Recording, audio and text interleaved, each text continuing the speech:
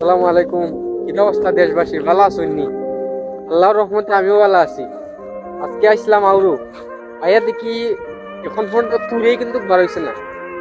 হয়তো আপনি যে বৈশাখ ঈদ আছে, স্কিমের এখন পর্যন্ত তুরেই বার হইছে না। আল্লাহ জানি না সামনে দিয়ে আমরা কিরা রাখছেন।